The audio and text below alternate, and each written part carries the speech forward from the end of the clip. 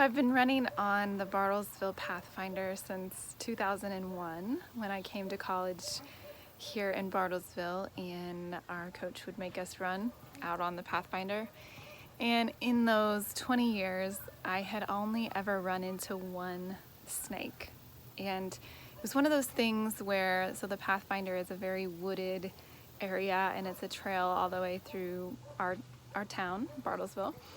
And I always knew I would run into a snake one day, but I just dreaded the day it actually happened, and I never wanted to actually have to. And finally one day I can remember coming around a curve and probably looking beyond, where my feet were stepping, and all of a sudden right there in front of me was a snake crossing the path. And it's one of those reactions where you don't even have to think, and your body has already reacted, and you just like come to a complete halt. And I remember my heart racing and just out of breath, as so thankful that my body just immediately froze and stopped.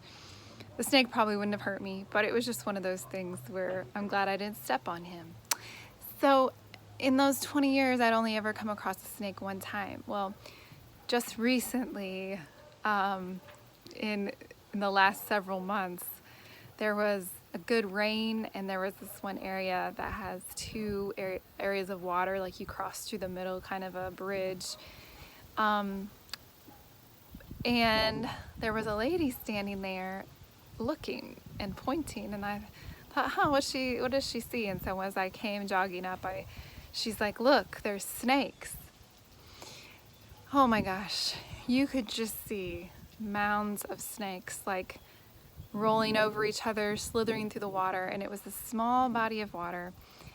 And as I saw that, I was like, oh my gosh, like these snakes are gonna have to leave this pond. Like it wasn't big enough. And she's like, I think a mama just had babies.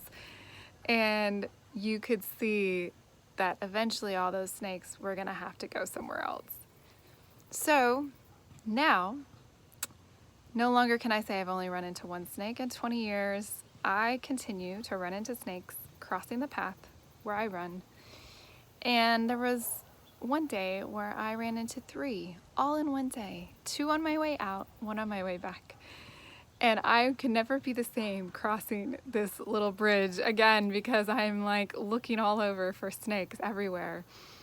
Well, now the water is drying up, and the season is changing, and that one side where all the snakes were is now dry. And I was thinking about my last little video that I talked about with telling a new story and telling yourself a new story, and thinking about these thoughts and these stories that we tell ourselves that keep us hostage and hold us captive to pain. And I was thinking about, what would it take for that well to dry up? What would it take for me to look at some of those thought processes inside and to not continue to feed them? So this water, was the breeding ground for these snakes. It had all kinds of, who knows what, frogs and all kinds of stuff in there that they could feed off of. And slowly the water is drying up, and no longer can they be sustained in that place, and they had to leave to go find more water and to go find more food. So what would it take if all of a sudden I decided, I'm not going to feed that thought anymore, even though it may have been true at one point that this pond was full of snakes.